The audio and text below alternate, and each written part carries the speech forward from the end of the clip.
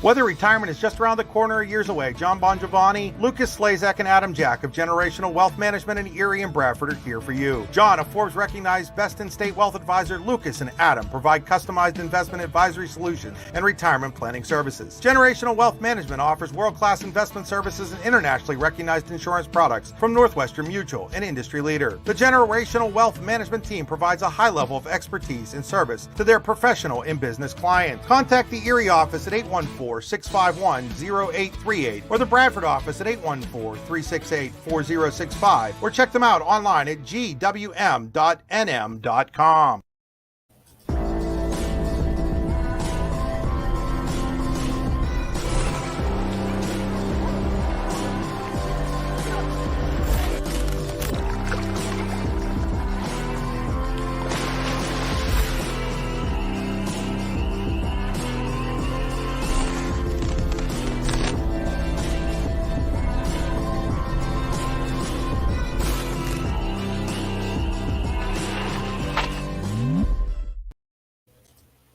What's the recipe for surprising the kids, treating yourself, and ditching dish duty? You're looking at it. Order your Pizza Hut faves like original pan, original stuffed crust, and more at pizzahut.com. No one out-pizzas the Hut. Good evening, everybody, and welcome in to the Generational Wealth Management High School Football Extra Point Show. Usually with JB Graphics, but tonight you get me, Brian Hagberg, from the YDL Sports Network. Lots of high school football action going on here this evening. We had 3 games for you on the YDL Sports Network. I just got back from Russell, PA, where Eisenhower defeated Mercyhurst Prep 33-7. Our colleague Chris Rossetti was down in Red Bank Valley, where the Bulldogs topped Union AC Valley 38-8. And Andy Close was over in Brockway, where the Rovers beat Smethport 41-6. All those games were available on the YDL Sports Network as live broadcast. You can go back and rewatch any of those.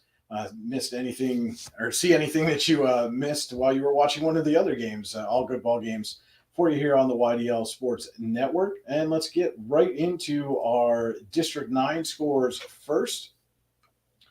In the fourth quarter, Ridgeway 26, Keystone 20. In the third quarter is Otto Eldred 50, Sheffield 24, and the rest of these are finals. Again, Red Bank Valley 38, Union AC Valley 8, Brockway 41, Smethport 6, Montauk 29, Bradford 19, Brookville over St. Mary's 23-19, Cameron County 34, Bucktail 14, Central Clarion County in a thriller over Karnes City 26-20 in overtime. That game was played at Clarion University as well. Clearfield all over Huntington, 42-0. And Coudersport hands Elk County Catholic its first loss on the season, a 6-0 final there. And the Falcons, after surrendering 70 points a couple of weeks ago, have not allowed a point since. So big defense being played there in Coudersport. West Bank edges Kerwinsville 32-31, and Punxsutawney shuts out DuBois 23-0, and Port Allegheny topped Kane 26-6. Again, all those are District 9 scores. Got a couple finals that we're waiting on between Ridgeway Keystone and Otto Eldred Sheffield, though the Terrors well on their way to victory there. And a lot of action going on over in District 9. Again, a thriller there in Clarion as the Wildcats need overtime to upend the Gremlins. A big win there for Central Clarion County. And again, my colleague Chris Rossetti was down in Red Bank Valley where the Bulldogs topped Union AC Valley. And he talked to Red Bank Valley's Cam Wagner following the game. And here's what Cam had to say about the Red Bank victory. Here with Cam Wagner, Red Bank Valley quarterback, 38-8 win over Union AC. Cam, the last time you played these guys, you saw them in a district championship game. It was a down-to-the-wire 7-point game. Looked like you guys were out on a mission to start this game. What was your thought process coming into it? Last week we realized that anyone can beat us. We went out to Ridgeway against an 0-4 team, and they punched us in the mouth, so we realized that we had to take every team seriously. I mean, yeah, these guys were 3-2, but we still took them seriously every single day during practice, and we just tried to get better every day. You guys came out that first drive, surgical precision down the field. Was any of that scripted going in, or is that all just with what the defense is giving you? Well, as you know, we're really not one of them teams that really take time off the clock. But that's just the way it happened. I mean, when you take 6 minutes off the clock in the first drive, you're always cutting the half down to 18 minutes. So it really helps us, like, off the start of the game to really get a good drive in, go down and score a touchdown, and then it encourages the defense. And then you guys get the ball right back, and now it's a one-play basic drive. I think it was 2 plays, but the 55-yard touchdown pass. Talk about Ashton and him being able to get loose there, and how much easier that makes your job. It makes it a whole lot easier when you know you have playmakers on the outside to make plays. We got a lot of guys with speed. That's one of our strong suits, and when we just get the ball in their hands, they can make anything happen. And then, in the second half, it was about getting the ball more to Drew and seeing what he could do, and how important was it to get him going again? Well, as you could tell at the start of the game, the run game wasn't really going, so we imported a new package this week and added another lineman trying to get the mismatch on the 3 front, and we just pounded the rock. And how nice is it to have a kicker like Owen Klaus? You're in a situation where maybe you don't get that first down after that turnover, but you can send him out there to kick a 30-yard field goal. Yeah, and that kick was huge. It was a 14-0 game, 4th and something, and we just needed to get points. So we knew he's been automatic. He hasn't missed a kick all year other than that block. So we know that really within 30 yards and in, we have a guaranteed 3. Talk about the defense of this football team. Maybe it gets overlooked because of what the offense does, but again, the first string defense doesn't give up a point. Talk about the defense and how them continuing giving 3 out makes life great for the offense. Well, here at Red Bank, we have a slogan that we're all about the defense, and we've been really been a defensive-powered team the last couple of years, and for them to be able to step up, because our run defense has been it's been iffy, and for them to step up how they did today, it really helps out offense-wise. Well, thanks, Cam. Thank you. All right, that was Red Bank Valley's Cam Wagner. Again, the Bulldogs took down Union AC Valley 38-8 down in Red Bank tonight. When we come back, we'll look at the District 10 scores and have a couple of special guests with us from the pasture of pain. This is the Generational Wealth Management High School Football Extra Point Show on the YDL Sports Network. Whether retirement is just around the corner or years away, John Bongiovanni, Lucas Slazak, and Adam Jack of Generational Wealth Management in Erie and Bradford are here for you. John, a Forbes-recognized best-in-state wealth advisor, Lucas and Adam provide customized investment advisory solutions and retirement planning services. Generational Wealth Management offers world-class investment services and internationally recognized insurance products from Northwestern Mutual, an industry leader. The Generational Wealth Management team provides a high level of expertise and service to their professional and business clients. Contact the Erie office at 814-651-0838 or the Bradford office at 814-368-4065 or check them out online at gwm.nm.com. Welcome back to the Generational Wealth Management High School Football Extra Point Show with JB Graphics. Well, not tonight, missing the Fu Manchu, but filling in for JB Graphics is Brian Hagberg with you for the YDL Sports Network. Let's take a look at our finals over in District 10. Again, all of these games have gone final now. Cathedral Prep all over McDowell, 41-0. Same with Meadville over Oil City, 35-0 there. Cambridge Springs tops Stagertown, 41-19. Lakeview 35, Cockerton 14. Mercer over Maplewood, 28-7. Seneca blanks Iroquois, 67-0. Northwestern 56, Union City 18. Wildcats keep rolling after that big win over Oil City last week. Farrell shuts out Wilmington 37-0. Or excuse me, that game's in the fourth quarter still. But it is 37-0 Steelers over the Greyhounds. Slippery Rock edges Hickory 23-20.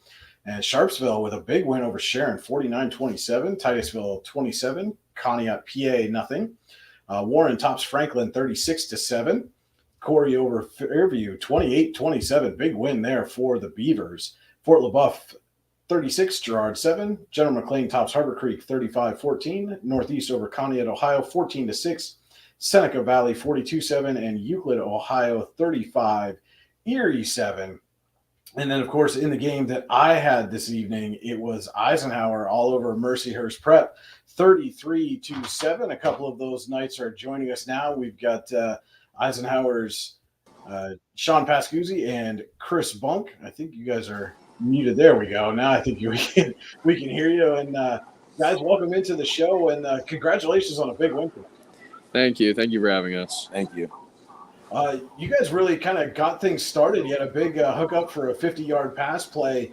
And Sean, as a quarterback, what's it like to have a tight end there like Chris, who can kind of serve as a safety valve for you, and then turn those little dump offs into big gainers like that? It's awesome.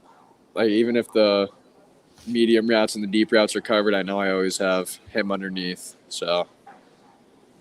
And Chris, it seemed like at the start of the season, those first couple of games, you guys were just a little bit off on the timing. But the last 3 or 4 games especially, you've been able to really connect, and it's turned into some big plays for the Knights. And for you, on the receiving end of those passes, once you started getting that connection going, what were you seeing from him that allowed you to turn some of those short passes into some big plays?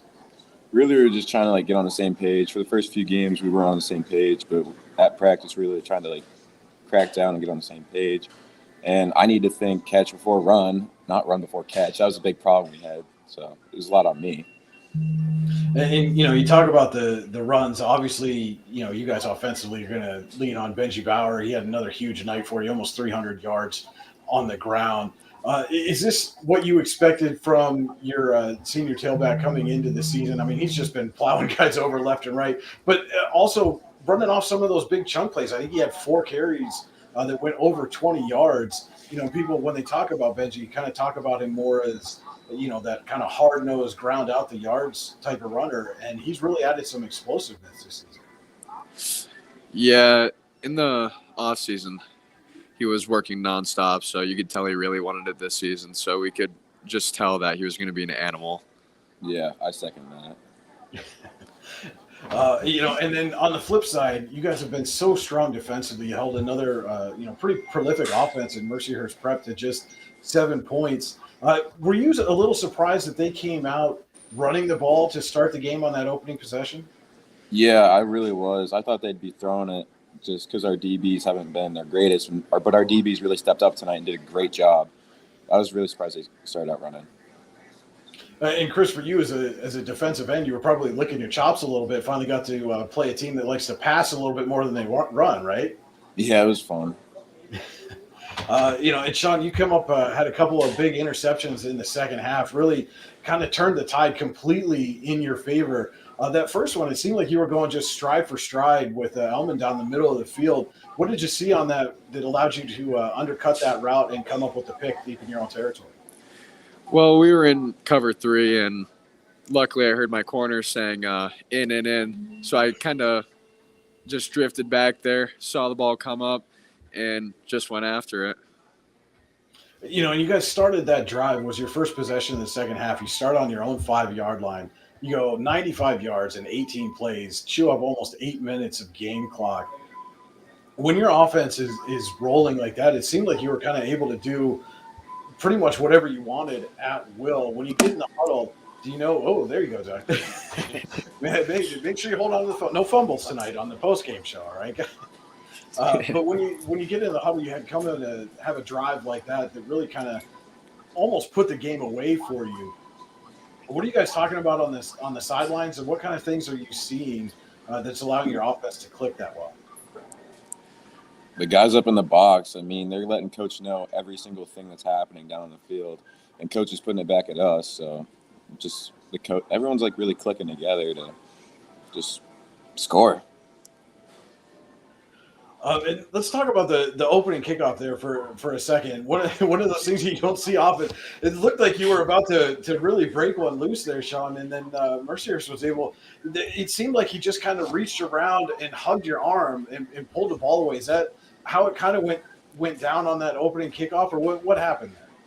Yeah, I saw the open green ahead of me, and I was like, "Oh, hole, gotta hit it." And then I felt him touch my arm, and I thought I saw the ball, and I looked down, no ball, and I was like, "Oh crap, I gotta go make the tackle." But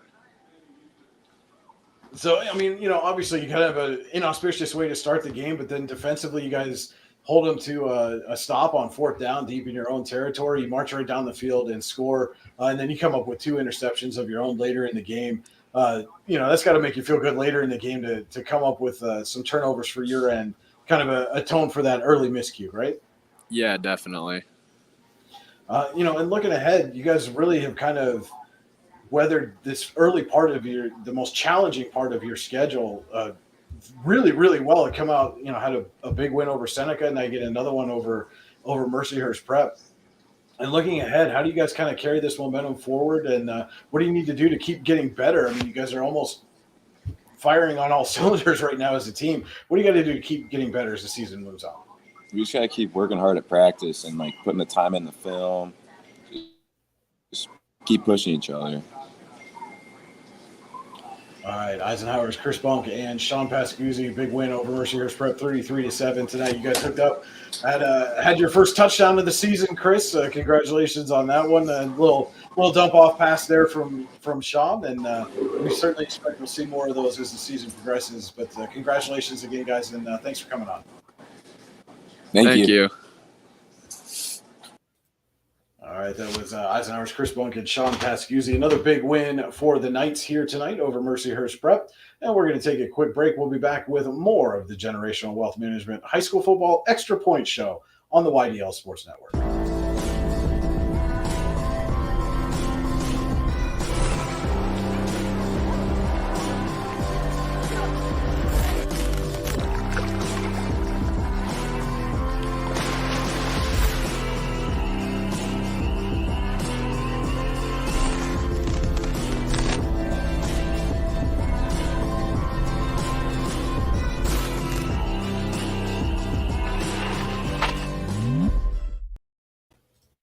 What's the recipe for surprising the kids, treating yourself, and ditching dish duty?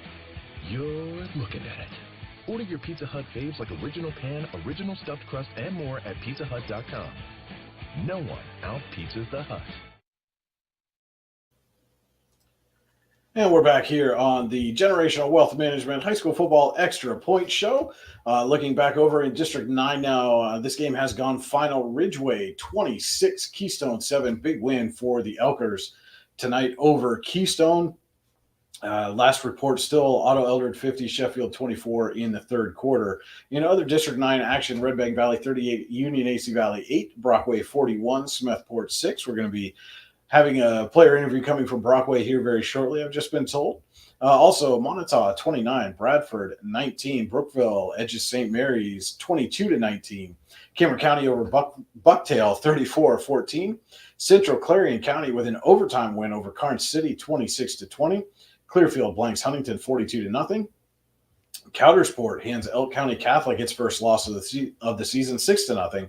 West Branch edges Kerwinsville 32-31, and Punxsutawney over DuBois 23-0, and Port Allegheny over Kane 26-6. And as promised, we've got a interview coming from Brockway. It is Jendi Culo, and our colleague Andy Close chatted with him following the Rovers win. Jendi Cuelo, our Allegheny Gorilla Foxburg player of the game. Brockway, a 41-6 winner over Smethport. First of all, congratulations on the win. Thank you. Big game for you on the ground. Was that a point of emphasis for you guys going in? Yeah, I mean, our coach, Coach Frank, he told us that it was a big running game, and we saw their weakness in other films, so we just had to get it done, and that's exactly what we did. So, I mean, we have goals throughout the game, and penalty-wise, that's not a goal that we really achieved, but everything else, defense, whenever we were backed up to the goal line, we did good, and that's exactly what was expected of us. So, Yeah, before I get back to that ground game, I want to mention that defense, too.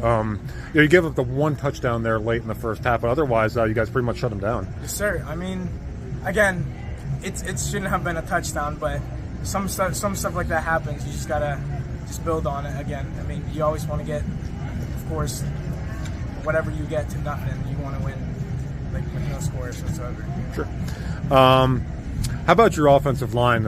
They seem to be opening up some good holes for you tonight. I mean, I promised them that if I got 100 yards a game, I have to get them donuts, so my bank account is about to... Well, I was going to say, you better get ready to get some donuts. I mean, if I got 200, that's 2 loads, so I mean, hopefully, but at the same time, that's gonna suck in a way. I love my guys. You know, they put in the work for me, and they blocked exactly how I expected them to. So I'm very grateful for that. And was it one of those cases too? Because it seemed like the more carries you got, you just really got into a rhythm. Yeah, I mean, I don't know what it is. All the games, I'm always nervous. But as soon as that first good run goes by, I just kind of get into a rhythm, and it just keeps going and going and going. And I just get pumped, and that's when I want the ball the most. And obviously a big win for you guys. Get you your third win of the season. How do you build off this going forward? I mean, we just gotta play like we did today. I mean, of course, again, less flags, but if we can put the effort that we put in today, then we can keep going and winning and winning. I mean, our ultimate goal is just a D9 championship, of course. We want to get there, and to get to that point, we got to put the effort that we put in today's game. So, looking forward to next week. Awesome. Well, Jendi, great game, and thanks for joining me. Thank you. All right, that was Brockwade's Jendi Coelho. The Rovers a 41-6 winner over Smethport. Jendi finished with 175 yards and a touchdown on the ground in that victory for the Rovers. We'll take a look now at our District 10 scores. Looks like everybody has gone final now. We were waiting on that Farrell-Wilmington game, final 42-13, Farrell over Wilmington. And some other scores in District 10. Cathedral Prep blanks McDowell 41-0. Big win for the Ramblers there in that rivalry game. Meadville shuts out Oil City 35-0 and takes control of Region 4. Cambridge Springs 41, Sagertown 19. Lakeview over Cochranton 35-14. Mercer tops Maplewood 28-7. Eisenhower over Mercyhurst Prep 33-7. And the Knights gained sole possession of first place in Region 2 with that win. Seneca blanks Iroquois 67-0. It was Northwestern 56, Union City 18. Wildcats keep rolling after the big upset win over Oil City a week ago. Slippery Rock 23, Hickory 20, final for the Rockets. And Sharpsville tops Sharon 49-27. Titusville blanks Connie at PA 27-0. It was Warren over Franklin 36-7. Corey edges Fairview, big win for the Beavers there, 28-7. Fort LaBeouf over Girard 28-27 was the final for Corey Fairview, trying to go too fast. Unlike Jared, I'm not a fast score reader. Fort LaBeouf over Girard 36-7. General McLean 35, Harbor Creek 14. Northeast over Conneaut, Ohio 14-6. Seneca Valley tops Butler 42-7, and Euclid, Ohio tops Erie 35-7. Tomorrow in District 10, Grove City is at Greenville, and Reynolds is at Kennedy Catholic.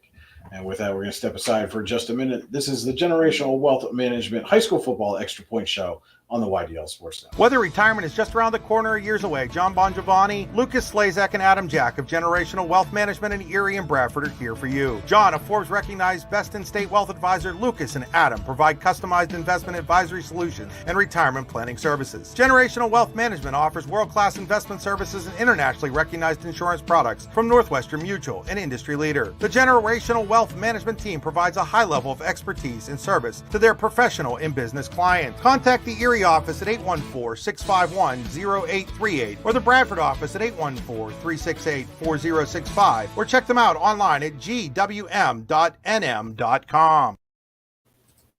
What's the recipe for surprising the kids, treating yourself, and ditching dish duty? You're looking at it. Order your Pizza Hut faves like original pan, original stuffed crust, and more at pizzahut.com. No one out-pizzas the Hut.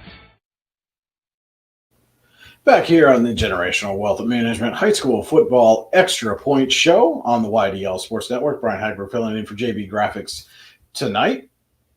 And again, just taking a look back over in District 9. Let's see if we can get a final on that Otto Eldridge Sheffield game. Still not final yet. Well, I'm sure it's final, but we haven't had a score report from Otto Eldridge just yet. And again, want to talk about the Central Clarion County with a big win in overtime, playing at Clarion University. The Wildcats top Karnes City 26-20. They get a touchdown in overtime to come away with a big win over the Gremlins, and Coudersport with a big win for the Falcons there against Elk County Catholic and the Crusaders, their first loss of the season. And again, it was not that long ago that Coudersport gave up 70 points in a game, and since then have not allowed a point. As we're being joined now by my colleague at the YDL Sports Network, Andy Close, down in Brockway. Andy, can you hear me? I can hear you. Can you hear me? I can't hear you. Looks like you're having a little bit of connection issue. You got a frozen picture there for a second, but you were down there in Brockway. Big win for the Rovers over Smethport tonight. Yeah, it was. Can you hear me now? Yeah, we got you now. Okay, you got me now. Yeah, big win for the Rovers. I'll tell you what, it was a sloppy game at times, a lot of penalties. Smethport hung tough, but multiple injuries to key players. Quarterback Preston Alfieri got dinged up right before the half and exited early in the third quarter. Starting back, Ryan Pelche had to leave the game early in the third quarter. And Aiden McKean, who had 100 yards receiving and a touchdown in the first half, had to go in and play quarterback. And from that point on, it was tough sledding offensively for Smethport. Yeah, it seems like, as you said, once Brockway kind of found its rhythm there, they really hunkered down and just held the Huggers in check. Yeah, they did. And I don't know. My apologies. Have you gotten a chance to see the interview, to air the interview with Jen DiQuelo yet? Yes. Yeah, we just aired the Jen DiQuelo interview. Okay, because I want to talk about him. Because that kid came into the game with 279 rushing yards on the season, had 175 tonight. He said it was a point of emphasis for them during the week that it's something they saw on film. And I'll tell you what, he gave all the credit to his offensive line. And they did. They opened up some great holes for him, and he ran hard, man. It was actually Dylan Hanna who had 3 first-half touchdowns, 2 rushing and 1 receiving. But Jendi had a bulk of the workload with 21 carries. And I'll tell you, he was a fun interview, and that adds a different dynamic to this Brockway team if they're able to run the ball to couple that with their passing game. Yeah, I mean, obviously we know, the Verichetти offense is going to be heavy on the pass. But as you said, if they're able to add some of that running element to complement that heavy passing game, then that's going to make this Brockway team so much more dangerous down the stretch. And it was. And I was really impressed. They're big guys up front, man. They did the job, just opening up some big holes. And that's no disrespect to Jendi, because he busted some tackles and he ran hard. But the offensive line definitely created some nice openings for him. And to your point, that's big for Brockway moving forward. And then defensively too, they gave up a drive right at the end of the first half, but that was about it. Actually held Smethport to negative rushing yards in the game, so that's a big thing to build off for them defensively. Really, again, coming off a tough game against a very good Port Allegheny team on the road, this was a really nice bounce back win for them. I think gives them a lot of confidence going into the home season. Well, we kind of lost you there for a second, but yeah, definitely a big. My apologies.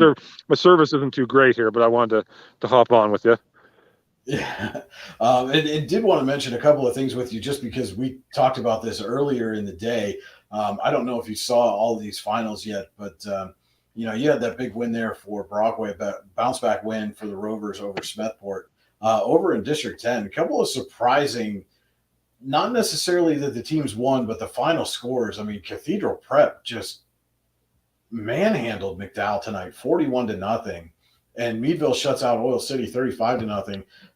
According to Joe Lodnowski, Oil City running back Ethan Knox held to just 96 yards tonight by the Bulldogs. So that Bulldog defense really came and stepped up and held that Oil City offense and Ethan Knox in check.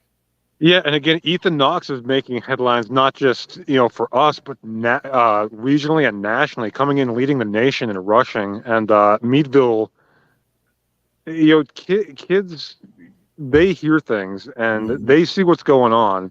And that Meadville defense, I think it gets lost in the shuffle of how good their rushing attack is. But that Meadville defense is phenomenal, and they obviously showed it tonight. To hold that back and that offensive line under 100 yards and shut them out, you're doing yeoman's work there for Meadville. They are a juggernaut right now, that Meadville Bulldogs team. And can I jump into the Prep McDowell game too, if I may? Yes, absolutely. I know you and I were talking beforehand. We thought, I thought McDowell might have been the favorite in that game. Not might have been. I thought they were the favorite in that game, and not surprised that Prep won because it's a rivalry game. But to your point, the score shocked me, and I just Bill Flanagan, Cathedral Prep. I guess Penn State head coach James Franklin was there tonight to watch his prized offensive line commit there, Cooper Cousins, and he probably had to come away very impressed with the Ramblers. This is what they did. I mean, their current center, Juice Scruggs, a former Cathedral Prep player as well. Right. So certainly James Franklin familiar with what the Ramblers can bring to the table. Yeah, that's to me, those were the two marquee games in District 10 tonight, and to have both. I mean, first of all, I'm surprised that neither of them were competitive. And second of all, what statements by Prep and by Meadville? Because there was a lot of buildup. There was always buildup for Prep McDowell, but obviously a lot of buildup for Meadville, Oil City as well. And for those teams to come out and do what they did, Luke Costello, 3 touchdown passes to Cameron Bridges for Prep, all in the first half, I believe. Man, that's a statement. A couple of big statements there tonight. Yeah, no question about that at all. Big statement. And Sharpsville with a resounding win too over Sharon tonight, kind of making some noise down there as well. One of those games that maybe wasn't as hyped coming in, but certainly a statement win for Sharpsville, I would think. Yeah, Sharpsville 6-0. Of course, everyone knows the story. They absorbed West Middlesex last year after West Middlesex didn't have enough guys. And what a great story that is. Now they're 6-0, one of 3 unbeaten teams, I believe, left in District 10, along with Eisenhower and Meadville. That team's a juggernaut right now, and they have a matchup with Farrell yet still to come on their schedule, and that's going to be a dynamite game. I think Farrell's just been rolling through what's a very good Region 3, and Sharpsville making a statement that's an impressive win. Sharon. First of all, there's not a bad football team in that region, but that's a pretty convincing win over a pretty good Sharon team. Colin Summers, one of the most, I think, dynamic quarterbacks in District 10, well over 1,000 yards passing coming into this game. Garen Levis is a big playmaker at receiver, and that defense has been getting the job done too. So Sharpsville, you talk about statement wins, and just they're rolling right now at 6-0. Yeah, absolutely. Rolling along, and they are. And we're going to keep this show rolling along. We've got some guests waiting backstage, so we will bring them in now. First, let's go to our colleague, Chris Rossetti. Chris, you were down in Red Bank Valley tonight. Another big win down there for the Bulldogs. Nope, I don't think your mic's plugged in there, Chris. We'll get Chris plugged in here in just a second. We'll get Chris plugged in there in just a second. And Nope, no test. Yep, nothing. Oh, there he is. There he is. All right.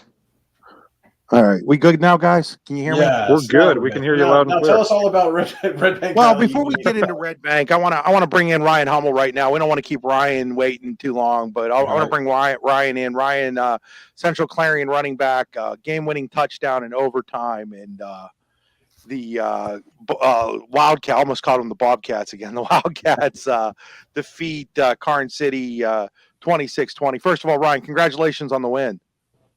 Thank you. What a football game you guys played tonight. First of all, just going to overtime. You don't see that very often in high school football. Have you ever been involved in an overtime game before? I think the last time I was involved in an overtime game was Karn City 2 years ago. Oh, is that game down at Karn City, that wild affair where you guys rallied in the second half to win? That's always been, and I know you were at CL growing up and then become part of the co-op right there when you started high school.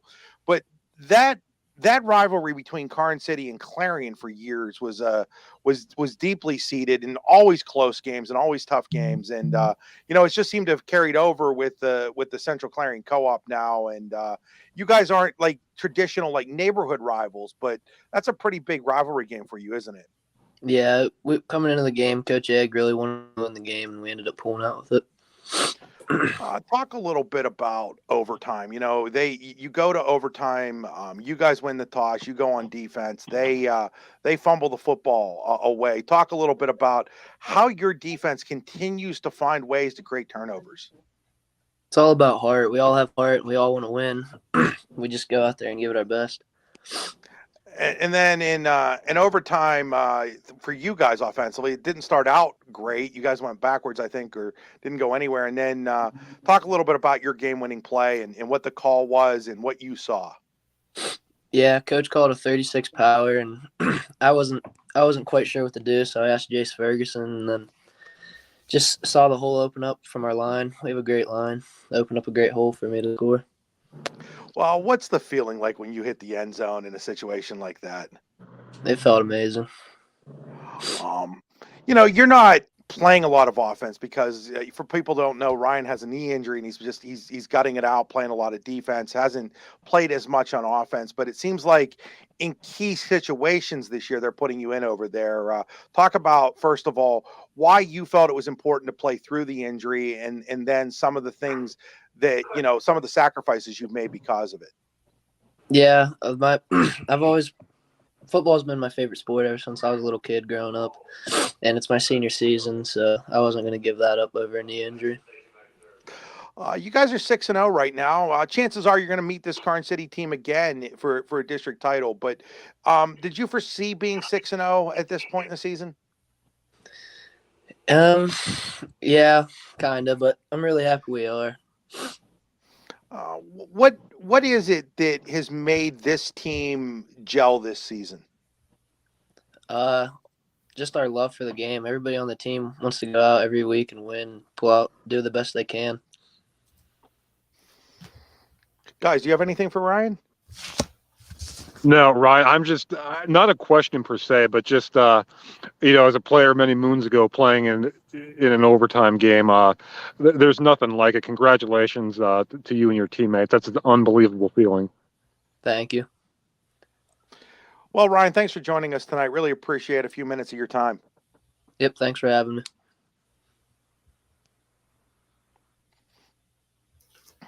Yeah, I feel like I'm maybe apparently the anomaly here. I've played in a number of overtime games many moons ago. In fact, my sophomore year, we had 3 wins, and all 3 of them were in overtime. One in triple overtime, one in double overtime, and one in single overtime. So we had the trifecta that year. Hitting them all, I see. Yeah. And I wanted to bring this up. I just saw this from Bob Greenberg down at Sports Radio 96.7. Says Farrell quarterback Cabron Smith finished 16-19, 400 yards and 4 touchdowns, which is a school record, breaks a previous record of 365 yards set by Isaac Clark. So again, that's coming from Bob Greenberg down at Sports Radio 96.7. But school record apparently for Farrell quarterback Cabron Smith tonight. Yeah, and that's maybe one of the biggest differences between this Farrell team and some Farrell teams in the past is their passing game is more dynamic this year. And I had a chance to talk to Cabron before the season started, and he kind of hinted that might be the case. And it certainly has been through 6 games. And you couple that with Brandon Chambers at running back and Kylan Wilson just touching the ball in multiple ways like he does. That just adds another dimension to what's an already very scary offense. Yeah, no question. I mean, if the Steelers can all of a sudden decide they're going to be able to throw the ball at will too, in addition to running ball whenever they feel like it, that's going to be a very difficult team to stop. Yeah, and again, won a number of statements across District 10 tonight. But Chris, we were going to get to your game in Red Bank Valley. Sounds like they took care of business right from the get-go. Yeah, they scored on their first 2 drives. They were up 14-0. Then they were up 17-0 at halftime, turning a turnover into a field goal. And came out, made a stop to start the second half, then scored 3 third quarter touchdowns. It's 38-0 by the end of the third quarter. Mercy rule was in play. Lots of white and dark jerseys without any grass stains in the fourth quarter. Cam Wagner threw 3 more touchdowns. Probably you guys already played that interview. And then, the other big deal there was they got their running game going. Drew Byers had 106 yards rushing and scored a couple third quarter touchdowns. And it was kind of unique because they were doing some things. For those who've watched Red Bank, they like that little, I don't even call it a shovel pass, more like just a pitch pass, where they bring the receiver around on basically the end of round, and then they just pass the ball forward so that if it hits the ground, it would be an incomplete pass. Well, tonight there was a little wrinkle to all of that. In the second half, they would bring the guy, and instead of giving him the ball, they would actually hand it off to Byers on kind of like a counter trap type play. And it's something that we haven't seen from Red Bank over the last couple years. Yeah, we were just talking about Farrell adding some new wrinkles to their offense, and Red Bank's coming up with some new wrinkles for their offense tonight. Chris, I think a lot of people were expecting a little bit of a downturn maybe from Red Bank this year. Come off that just stellar season a year ago, but I mean the Bulldogs just keep right on rolling. They do, and it's interesting. Was talking to Coach Gold after the game, kind of just, Larry Weiser and myself and Coach Gold and one of his assistants were just kind of standing around talking a little bit after the game. And they discussed how, they actually, in some ways, their offense is a little bit more dynamic this year, but they're still working on some things they'd like to see improved defensively. Although tonight they really bottled up Union AC Valley and till the backups were in. I do want to shout out to Owen Bish of Union AC tonight. Came in, played some quarterback late in that game, and I thought he did some really nice things. Again, it was against the JV, so you can't really, know how it would have looked against the varsity, but I thought he did some really nice things there tonight. But to your bigger point, it was definitely good. Hey, I got a call coming in, guys. I'm going to let you guys handle some things for a second. All right, we'll talk to you later. And there, Chris takes that call there, Andy. We haven't really touched on the game that I had tonight. Eisenhower and Mercyhurst Prep coming in, thought really this was going to be probably the biggest test the Knights have faced to date, and they certainly passed with flying colors. Benji Bauer tonight, 31 carries, 278 yards, 3 touchdowns, had 4 carries over 20 yards, averaged 9 yards a carry. And that defense, again, you come in, David Baum's one of the most prolific passers in District 10. They held him to 37.5% completion percentage and just 101 yards with a couple of interceptions. So, I mean, that defense has been really stout against the run. They've been susceptible to the pass, and all of a sudden tonight, the pass defense really stepped up and made life miserable for David Baum and the Lakers. Yeah, and again, against the best quarterback they've probably played to this point this season, and that's got to make that coaching staff very happy. Again, you said they've been a little susceptible in the pass defense, and to hold him to 100 yards passing, that's impressive. I wanted to ask you a question too. How good is that Eisenhower offensive line? Very good. Very, very good. And as I had mentioned earlier when I was talking with Chris Bunk and Sean Pascuzzi, a lot of people look at Benji Bauer and you think he's just kind of that, hard-nosed, plodding, 3 yards in a cloud of dust, old school type of running back, which he can be. But he's really added an explosive element to his game. Again, 4 carries over 20 yards, ripped off a big 50-yarder in the second half tonight when they really needed it. And again, he's already over 1,000 yards for the season after that performance tonight, up to 15 touchdowns on the ground. It really has taken some of the pressure off because they haven't had the explosive plays from Keegan Ekstrom like they did a year ago. He's broken through for a couple, but I mean, last year, it was like every game he was good for one of the, either a kickoff return or a big run or a punt return or something of that nature. And they haven't been able to really get him on track with consistency yet. But Benji Bowers more than made up for it. And then Tucker Lindell compliments him so well as they turn the lights off. Right. They have turned the lights out. They want me to go home. Give me 1 second here. You don't Get have the to go heck home. you You cannot stay there, apparently. Nope. It was funny. Steve Buttery did the game with me tonight, and we get off the air, and he says, "It's like, boy, that's longer than a lot of NFL games I watch." Yeah, it was interesting tonight.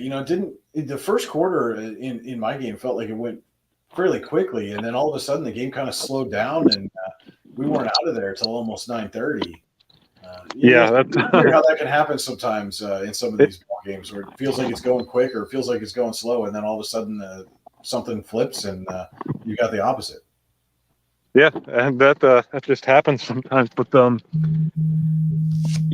trying to think if there's anything else that really that caught my eye tonight. I think we touched on a lot of the key points, but again, undefeated teams, Central Clarion, Red Bank Valley, Meadville, Eisenhower, and Sharpsville all pass what were considered to be tough tests. I think that might be my biggest takeaway from tonight. Mm-hmm.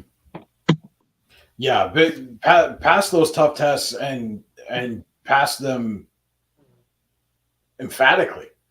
All those games that we thought were going to be tough tests for those teams really weren't all that close at all. And again, that's very surprising. I think, you come into some of these games, you say, hey, this is going to be a competitive game. And, even as I was getting ready for the broadcast tonight, Eisenhower assistant coach Jeff O'Brien came in, we chatted a little bit, and he said, I'm just not really sure how this one's going to go, because they knew they were going to be tested by bomb. And then all of a sudden it was 7-7 into the second quarter. And then all of a sudden Eisenhower scored, and then they scored again, and it was ball game. Yeah. And, it looked like we might have a guest there, or it looks like Chris is working on somebody there. Yeah, I'm not sure if we've got Xander here or not. I want to bring him on, and maybe have him. We might have to still get him to. Oh, there we go. There he is. Xander, can you hear us? Yeah. All right, awesome. We realize it's a little dark where you're at. Maybe move over by that light there. Yeah. We can. Yeah. Yeah, it's all right. Andy just got the light shut off on him too, so don't worry about it. Yeah, you're fine, Xander. You'll all right. People can hear you. That's more important than seeing you at the end of the day. Yeah. Xander, you guys handed Elk County their first loss tonight, 6-0. Talk a little bit about, first of all, I haven't seen anything from the game yet. Did you score the touchdown? Somebody else? Like, how did that go? Yeah, I scored it in the first quarter. From how far out? Just roughly. Maybe like a 15-yard run. Okay. You guys found out that you're probably without Gavin Ayers for a while, and so a lot more pressure is being put on the running game and with you and some of that. But talk a little bit about taking that extra responsibility the last couple of weeks. I think we've handled it overall pretty well. We're experimenting with moving a couple other players to play fullback or other running back position, since we don't really have a lot of depth there anymore. But overall, we've made it work pretty well. We've just had to up our blocking with the offensive line. One of the things I just talked to Coach Brown about when I was on the phone with him, getting the setup with you, was the fact that 3 weeks ago you guys gave up 70 points to Brockway. Since then, you have not given up a point, 3 straight shutouts. That is maybe the most amazing stat I have ever seen in the history of doing this. And I've been doing this 25 years now. What changed defensively for you guys? We started putting a lot more, focus and concentration on that, because obviously that's a massive embarrassment. But we've been trying to, our whole ideology this year so far has been getting payback for, the loss to Cameron County and ECC in the first couple of weeks last year, and they handed us out some rough losses, and we've been just trying to repay that and then keep that going, I guess. How difficult is it to prepare for that single wing that Elk County sends out there? It's not something you see every week. Like preparing for the offense, Elk County Catholic's offense, the single wing offense that they run. It was definitely a really weird offensive scheme to run against. Our coach had to come up with a whole new defensive plan for it, which went from us going to a 4-4 to a 5-3. And overall, it worked pretty well, just keeping a bunch of players in the box and just trying to get deep penetration into the pocket and start a pile, and then just kind of gang up from there.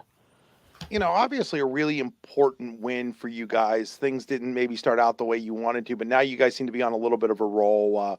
Just talk about where you feel this football team is right now. We're all in really good morals and high energy right now. We want to carry out the rest of the season, without losing. Hopefully we can get a good record, 7-2, and get a good seed in the playoffs. I think a lot of the guys on the team are hoping for a good playoff run this year. Well, Xander, congratulations. Xander, congratulations on the win, and thanks for joining us here on the Generational Wealth Management post-game show. Yep, thank you. Thank you for having me. Yeah, no problem at all. Hey, folks, we're going to take a quick break. When we come back, we'll have Noah Archer from Port Allegany with us. We'll be back after this 40-second commercial. Whether retirement is just around the corner or years away, John Bongiovanni, Lucas Slazak, and Adam Jack of Generational Wealth Management in Erie and Bradford are here for you. John, a Forbes-recognized best-in-state wealth advisor, Lucas and Adam provide customized investment advisory solutions and retirement planning services. Generational Wealth Management offers world-class investment services and internationally recognized insurance products from Northwestern Mutual, an industry leader. The Generational Wealth Management team provides a high level of expertise and service to their professional and business clients. Contact the Erie office at 814-651-0838 or the Bradford office at 814-368-4065 or check them out online at gwm.nm.com.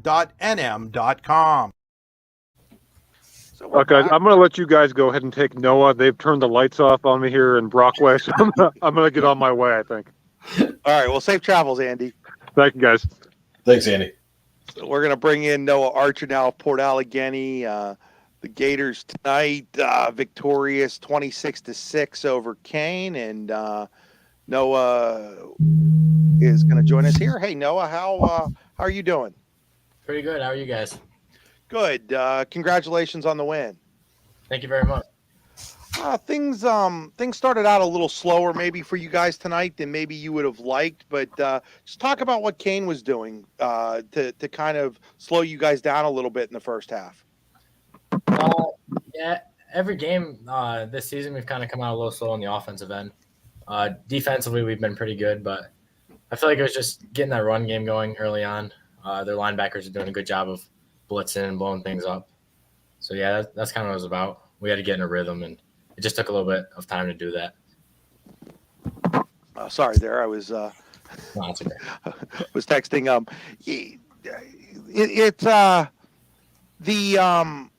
The kickoff return to start the second half, how important was that for you guys up only 12-6 at that point? It was huge because, they stole some momentum. They came out, they scored a touchdown, and huge credit to Peyton Styles taking that back. It was really huge for us in major ways. When you have a quarterback like Drew who can throw the ball but can also run the ball like he did tonight, just talk a little bit about what that means to this club. It really means a lot because teams will try to take away, me and Blaine from the running stance. And when Drew's able to carry the ball like he did tonight, it can be pretty lethal, I think. You guys have high expectations, and you're going to enter October at 5-1. Are you about where you thought you guys could be right now? Yeah, but I think we can always get better, and we're going to get better day in and day out. What part of this football team do you think is clicking best right now, and what parts do you guys think you need to work on this coming week? I think what we do best is like playing as one unit defensively. We're rallying to tackles and whatnot. I feel like we could work on just fine tuning some things. Some small details, offensively and defensively. Yeah. You got a couple of big games coming up in the next few weeks. I know you're just thinking the next week, probably. That's probably what coach has told you to do. But, you've got a big game with Keystone at Keystone, a big game with Red Bank coming up in a couple of weeks. How important is it to you guys to win or to be competitive in big football games? I had the opportunity to see you guys in your one loss against Central Clarion, but you were really competitive against a AA school that is sitting undefeated right now. But, going into the playoffs, would it be important to get a win or two against those kind of teams, or would you rather hold off and beat them in the playoffs like you did last year? I definitely think it'd be nice to get win on them now, and then if we do happen to see them in playoffs, it'll be familiar. Hopefully we can get one there too. How are you liking the different schedule this year, playing some people that maybe you hadn't played in the past? I think it's different, that's for sure. In terms of competition, week in, week out, it's pretty aggressive, and playing those kind of teams, it's going to really prepare us for what's to come in the future. So, we talk about the offense a lot. Obviously that's the sexy part of the game, but your defense tonight gave up just 165 yards. You only gave up 69 yards rushing. Talk a little bit about what makes your defense so strong. Honestly, that's a huge credit to, the defensive linemen. It all comes from them up front. They're some dogs in there, and they're willing to do the dirty work for the team, and they get things done. They're good at stopping the run. Brian, anything? No, Chris. I think you covered that one pretty well. Well, Noah, we appreciate you taking a few minutes out of your time to join us tonight. And you know what? I haven't even looked at next week's schedule. Who do you have next week? I think we got Union. Okay, so the big a trip. That's going to be a good 2-hour trip. Yeah. How do you get? You got a couple of those coming up. You got to go to Union, then you've got a home game against Red Bank, and then you got to turn right back around and go back down to Keystone. How do you prepare yourself for long trips like that? Yeah, we just kind of we got to tune in a little bit. Just like getting used to these long road games again, because we haven't really had a whole lot in a while. I mean, this was our farthest one. It was only about 45 minutes. So yeah, you were only going over to Kane tonight. So yeah. You know, I mean, lots of nothing between Port Allegheny and Kane. But I'll be doing that trip in a couple weeks. I'll be up for your game with Red Bank. We also have your game with Keystone coming up too. So we'll be seeing a lot of you here coming up in the next couple of weeks. So hey, thanks for joining us, and good luck the next week, and then we'll see you in a couple weeks. Thanks for having me. You guys. Yeah, no problem. Noah Archer of the Port Allegheny Gators. Thank you. So Brian, I'm working here to I think we're going to try to get Isaac Samsel from Clearfield here on shortly, and also working on Cabron Smith of Farrell as well, as we got some of those invites out, and hopefully these guys can get on and join us here. In fact, Isaac Samsel is joining us right now, so we're going to put him on. And Isaac Samsel of Clearfield. Hey, Isaac, can you hear us? Yes, I can hear you. Isaac Samsel, Clearfield, is defensive, or as his coach Nate Glunt says, stud D lineman. Dominated the game tonight in the first half. Talk a little bit about that, Isaac, and it's great to have a defensive guy on. We always talk about all these skill guys. We don't get to talk to too many defensive linemen. But talk about getting another big win, another shutout for you guys. I would say it goes a lot to our game plan that Coach Glunt and Coach Carrigan put up. We had a lot of guys shifting on the D line tonight. We had a lot of different fronts put up for these guys, and I think it just worked out in a way that a lot of us expected it to. And I think it's a lot of fun working with what they always put up for us. After a really weird first week where you had to go to Juniata twice in 24 hours and end up losing that game, and then the second week you guys needed a late touchdown to win, it seems like something clicked, and you guys are on a roll now, and it looks like Clearfield football. What clicked after the second week of the season? I think we just came together more as a team. We had all summer, and we ended up losing some people. But I think after that first game, after the first loss, nobody liked it. So we all just came together and we started clicking. All the younger guys seemed to pick up everything that all the leaders were doing, all the captains and all the seniors. So I think we just came together as a team overall. Defensively, talk a little bit about what the philosophy of Clearfield defense in 2022 is. A lot of it is just flowing to the ball, being aggressive and hitting everybody. And we always want at least 4 or 5 guys to the ball. Coaches don't want anybody standing around. And I think that's most defenses, but with us, it's definitely been the emphasis this year. Sorry about that. Again, I'm trying to do double duty here with some things, but what's it like playing for Coach Janoko, a guy with 300 career wins, winning as coach in District 9 history, a guy that's been around, seen it, done it all. Obviously he's got a son that's coaching in the NFL. What's it like to play for Coach Janoko? It's very special.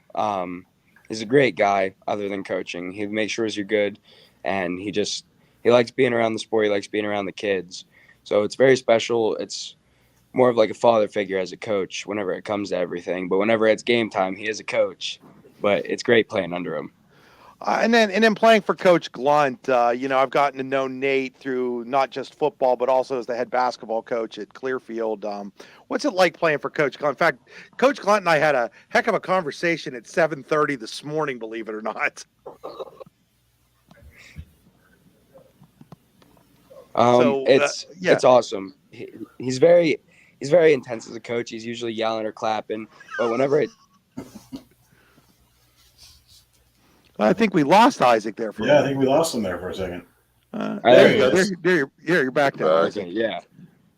He's very aggressive. And he yells, but it's not like he's yelling at you. He's yelling for you to be able to hear what he's saying so that you can do the right thing. He's always trying to get you to do the right thing, trying to get everybody on the same page. And he's doing that to encourage us. And it usually ends up working because everybody flows to what he's saying and everybody gets aggressive with him. Does he have a voice left? A lot of voice left tonight. He doesn't happen to be standing right over your shoulder or anything, does he? No, he's off. He's off to the side a little bit. Hey, Isaac, thanks for joining us. We really appreciate it. And congratulations on the big win tonight. Yeah, thanks for having me. Appreciate it, guys. Isaac Samsel of Clearfield, and now we've got Cabron Smith coming in here from Farrell. Farrell, big win over rival Wilmington tonight. That was a score of 42-13. And Cabron, thanks for joining us. Yes, sir. Thank you. I know for you guys, beating Wilmington's always pretty special. Just talk a little bit about that win tonight and how it went for you. I mean, Wilmington is a great team all around. I mean, coaches put us in a good predicament for us to win that game for tonight. We understand, Cabron, school record for you, passing yards, 400 yards, 4 touchdowns, and 16-19 passing. It seems like you guys really had that passing game clicking tonight. Yes, sir. The passing was actually working tonight. They were trying to load the box on us, so we had to open up the playbook and pass it a lot. And then I got the record. That's a blessing to get that record over Isaac Clark, previous quarterback. He's great. Not only that, now it just puts more on film for teams to have to prepare for you guys. Maybe teams thought, Farrell, we got to stop their run game, but we'll be okay if we do that. Now you've got that run game, that pass game going. How does that start? I know you're not thinking necessarily postseason yet, but how does that start to set things up for the postseason? And there's obviously high expectations with where you guys are ranked in the state and what you guys want to do. How does getting that balance on offense really start to make this a complete football team on that side of the football? I mean, being able to pass and run is actually great. Not a lot of teams could do this. So we can hand the ball off to Brandon Chambers and Joel Johnson to make plays, and then we got Colin Wilson and Lamont Samuels to make passing plays. It's like I got weapons everywhere. Can give them the ball, and they can succeed at any level. Talk a little bit about what it means, the history of Farrell football and what you guys have done. I mean, I'm old enough to remember when Farrell was dominating in the WPIAL and you guys have dominated a lot in District 10 since moving back over to District 10. But talk about what it means to be part of this tradition of Farrell football. I mean, it's like high expectations of being in Farrell football. We got greats coming through Farrell. Actually, being part of the Farrell football team is actually very fun and uplifting. It's just great all around. Talk a little bit about the defense. Obviously we talk about the offensive numbers, but your defense has been pretty stout all season. Yes, sir. Our senior linebacker Zaire Thomas, he leads the defense day out. We better each other at practice. I go against them while they're getting me better on defense. Did we lose Cabron there? We lost Cabron there for a minute. There we go. Cabron's back. We lost you there for a second. That's okay. No big deal. Talk about this the new regional alignment you guys are in now. I mean, it seems like District 10 kind of went more geography based than they have in the last few years, but certainly a gauntlet for you guys in that region you're in with Sharpsville and Wilmington and Sharon and all those teams. And how does that prepare you? Again, you're in the midpoint of the season for that postseason play that you guys are going to see. I mean, the region is actually great. We got competition day in every Friday. Every Friday we got great competition from the Sharons to Hickory, Charlottesville, Wilmington, all those great teams above. And then it's getting us prepared for the playoffs when it really matters. You talked about having all those weapons at your disposal as a quarterback. When you do drop back to pass, is it basically just looking at the field and going, all right, who do I want to feed on this play? I mean, yeah, it's like whoever's open for me. It can be anyone. Like whoever's open, I just look down that field, and if you open, you're gonna get it. Chris, did you have any more? No, I just what do you guys like? What do you feel as a football team you still need to work on that you still want to get better at as we head into the month of October? I feel like we can work on starting to beat teams quicker. Basically hopping on teams faster and instead of finishing the game with the same score we had at halftime, we could just up the score. Well, Cabron, really appreciate you joining us tonight. Hopefully this isn't the last time we get to talk to you this year. As we move forward, maybe we can try to get you on a little bit more too. So sounds good. Thanks, Cabron. Cabron Smith of Farrell, and coming off that record-setting performance, really glad to be able to have Cabron on. So big win over Wilmington tonight as they continue to move forward at 6-0 now, the Farrell Steelers. Yes, sir. Thank you. Thanks, Cabron. So, Brian, still working on maybe getting one kid from Meadville here still before we get going. Wakeem Page is we're trying to get that in. Let's take a couple of minutes of break here, and we come back. We can maybe run through the scoreboard if we don't have Wakeem yet, but hopefully we get him before we go away tonight. All right, sounds good. Let's take a break.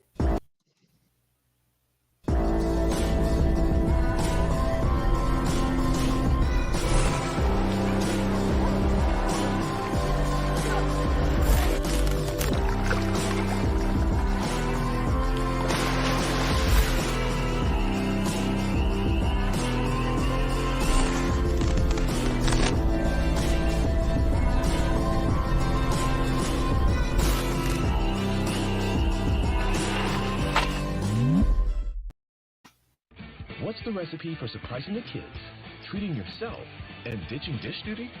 You're looking at it. Order your Pizza Hut faves like original pan, original stuffed crust, and more at pizzahut.com. No one out-pizzas the Hut. Whether retirement is just around the corner or years away, John Bongiovanni, Lucas Slazak, and Adam Jack of Generational Wealth Management in Erie and Bradford are here for you. John, a Forbes-recognized best-in-state wealth advisor, Lucas and Adam provide customized investment advisory solutions and retirement planning services. Generational Wealth Management offers world-class investment services and internationally recognized insurance products from Northwestern Mutual, an industry leader. The Generational Wealth Management team provides a high level of expertise and service to their professional and business clients. Contact the Erie office at 814-651-0838 or the Bradford office at 814-368-4065 or check them out online at gwm.nm.com. Back here in the Generational Wealth Management post-game show. Brian, you want to run down the scores here real quick in case people hadn't seen some of them or maybe some of the games that surprised you the most? I know you and Andy talked a little bit about that, but you and I haven't really. Yeah. So we'll run down the scores real quick. First in District 9, Ridgeway gets a win over Keystone, 26-20. Red Bank over Union AC Valley, 38-8. Brockway 41, Smethport 6. Montauk 29, Bradford 19. Brookville 22, St. Mary's 19. Cameron County over Bucktail 34-14. Central Clarion County in overtime 26-20 over Karnes City. Clearfield 42, Huntington nothing. Coudersport 6, Elk County Catholic nothing. West Branch edges Kerwinsville 32-31. Punxsutawney over DuBois 23-0. And Port Allegheny 26, Kane 6.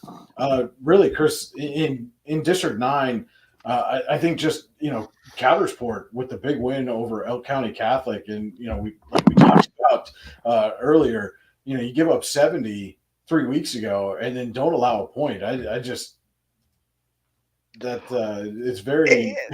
There really are no words for that. I just can't even think like you gave up 70 and since then you have literally gone 12 quarters and haven't given up anything. It doesn't even make any sense. Yeah, no, there's no, usually a team gives up 70. They're one of those teams that they're defensively on average giving up, 30 plus. And then all of a sudden to turn around and pitch 3 straight shutouts, just is mind boggling, to be honest. Well, and then it also starts to bring up some questions, and I think they're legitimate questions that need to be answered. Mm-hmm. How good is Elk County Catholic at the end of the day? They came in at 5-0, but they hadn't really faced a lot of stiff competition. And, they get shut out tonight when their offense had been kind of humming prior to this. And it's a lot of people, and I know even Rich Rhodes in the preview that we had on the site talked a little bit about what, how the seeding committee is going to have to seed. But there's another issue that is coming up, and that's the fact there might be 9 teams for 8 playoff spots. And how do you balance, say, a 5-4 Coudersport team versus or a 6-3 Coudersport team versus a 8-1 Elk team that lost to Coudersport? Yeah. How does that get balanced if you're on the committee? Those are some of those questions that make me glad I'm not on the committee. You have to take into consideration again. I think just strength of schedule, number one, and who did they play, who did they not play, and really kind of see where things are.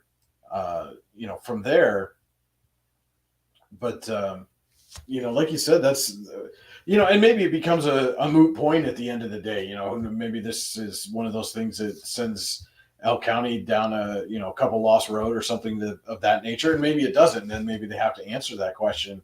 But right now, and then I guess in that as well, how do you balance a Brockway team that might have 4 losses? Mm-hmm. But beat County 70-16. Yeah. And those are going to, this isn't the old days where, everybody was playing about the same group of same group of teams. And so it was easy to figure out who was who and what was what and so forth. But I just like it. You just wonder how do you balance all that? Yeah, I mean, and those are questions, and it more often than not, those are the kind of questions that tend to sort themselves out as the season goes on. Somebody takes maybe a loss that they shouldn't, or you get an upset win, and it really tips the scales, in one way or another. But again, as we sit here, basically at the midpoint of the season, those are the questions that people really should probably start asking now and say, hey, if this, then what? And starting to kind of work out what some of that decision process making is going to be. Some of the other games, Ridgeway over Keystone 26-20, they get their first win, and they were down 20-13 and scored the last two touchdowns in that game. I think both in the fourth quarter to win it. The Montauk struggled with Bradford. Bradford looked like it had a chance early in that game, and then it turns around towards Montauk. But the stunning score to me of the night is Brookville 22, St. Mary's 19. Yeah, that's that one is just one of those ones that came out of left field. I mean, that's almost akin to the Northwestern Oil City score in District 10 a week ago. Just I don't think anybody saw that one coming. No, not at all. And so looking at the District 10 scores, last time I listened to you guys, I kept asking you guys, Cathedral Prep McDowell, how's that going to go? You guys kept telling me McDowell. You convinced me that McDowell was better than Prep, but that ain't even close. I mean, 41-0. Yeah, that both that and the Meadville Oil City game, just again, you look at it and say, okay, McDowell's favored, Meadville's favored, but Cathedral Prep just came out and had their way with the Trojans, and I don't think anybody really, again, even if you were picking Cathedral Prep to win, I don't think anybody had them as a 41-0 winner over McDowell tonight. No, not at all. Not even close. And I guess I'm not necessarily shocked at Meadville 35, Oil City 0. I'm a little shocked that it was nothing.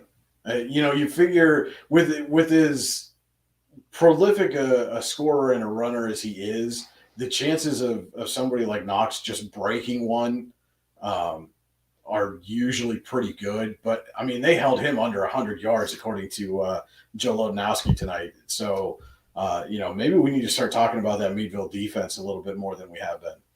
Well, and look. And I know we were all part of that of the Ethan Knox hype train, and there's no reason to get off the Ethan Knox hype train. But when Max Prep started comparing him to Derrick Henry this week, it was probably going a little overboard. Mm-hmm. And that's nothing against Ethan Knox, but just look at who they played. And again, that's not taking anything away from some of those teams, but there's not a district champion probably in the group, or even a district finalist in the group that they had played up to this point. Meadville, on the other hand, was a program that went to the state quarterfinals a year ago.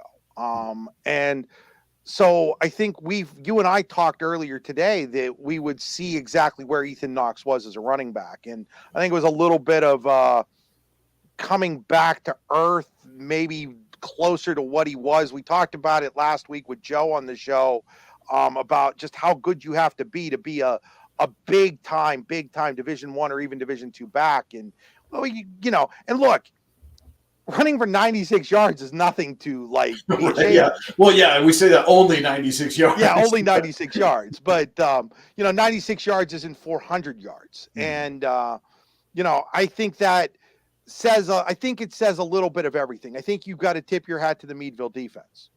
I think, and I think the other thing that maybe we're overlooking again a little bit here too, Chris, you talk about some of the teams that they've played to this point in the season, and their offensive line for the Oilers has been able to manhandle some of those defensive lines that they've come up against and really open those big gaping holes for Ethan Knox to run through. Obviously running backs are only as good as their offensive linemen. And I think tonight you saw really the first time that Oil City offensive line was really challenged by the defensive line of their opponent. And tonight, Meadville got the better of them. No question. And jumping back around, Punxsutawney shutting out Du Bois. I think the Chucks have been waiting for that signature win this year. They've been getting close and so forth. But I think tonight they finally get that a little bit. This Du Bois team started out on fire. They've come back to earth a little bit too, but that's still a huge win for Punxsutawney. Well, yeah, and I mean, anytime you're able to pitch a shutout in high school football, and again, it's just the nature of high school football is so many things can happen, and for you to be able to pitch a shutout against anybody, much less a team like Du Bois, it's a solid program and really good offensively, says a whole lot about the way your defense was playing that night. How about Nick Kingerski for Slippery Rock? A minute 4 left to play, and he hits a 20-yard field goal. Not that a 20-yard field goal is an unmakeable kick, but again, we're talking high school football, and we're talking everything has to work. It's not just about the kicker kicking the ball through the uprights. It's about the long snapper snapping it. It's about the holder holding it. It's about the line holding up so that the other team can't block it, and it's happening in a 2020 game. Yeah, and real big tip of the cap to Nick Kingerski, coming through in a clutch moment like that. And again, it's not something you see all that often. We saw, a couple of weeks ago, Gavin Rex at the last second got a game winner for Warren, again, about the same distance. And it's just, like you said, Chris, everything's got to come together. And we saw that even at the the professional level, right? That opening game. The Bengals against the Steelers. Early in their long snapper went down. And it essentially cost them the game. It did, and so for the high schools to be able to pull that off, that's fantastic. And hey, we're not going to end up getting the young man Joaquin Page. I said he's from Meadville. He's from Cathedral Prep, but it's just. A little bit of miscommunication out there tonight, which no big deal. We'll try to get him on later on in the season. I think Cathedral Prep is going to be around for a while. I think they made that statement tonight. Yeah, I think I don't think anybody really thought Cathedral Prep was going to go away at any time soon, but just in case anybody was starting to have those feelings creep into their head, the Ramblers ended those thoughts quickly tonight. I'm sure everybody noticed that JB Graphics wasn't anywhere to be found tonight. He's down camping in Talladega, Alabama. Big racing guy. If you know Jared, he's a big racing guy. But Brian and I tried to do our best to fill in. So I hope we lived up to the standard. Yeah, I'm not going to speed read the scores at the end of the broadcast because that's just going to get ugly in a hurry. But yeah, I think it'll be good to have Jared back next week, and I think we filled in adequately, Chris. Special thanks to all of the kids that came on tonight. It's always great to get them on, and know that hasn't necessarily happened every week, but we were able to get a bunch of them on tonight, and that was great. Yeah, and definitely, if you're watching or listening to this later, and you have contacts with those kids, feel free to reach out to us too throughout the week and let us know if you're going to be available for the post game every Friday night at approximately 10 o'clock or, sometimes whenever we can get back from our games and get hopping on. But, the more players we can get on this post game show, the better. We want to talk to as many players from as many teams as we possibly can. Yeah. And a special shout out to not only, the kids that came on, but I specifically Cabron Smith and Farrell and Amp Pegas, who, I texted, and I don't even know if we had told them that we were doing this post game show, and Amp lined Cabron up for us and got him on for us. And so shout out to both of those guys for jumping on tonight specifically, because, some of the people know what we're doing, and, we're still getting the word out about this post game show too. So that was fantastic to get those guys on.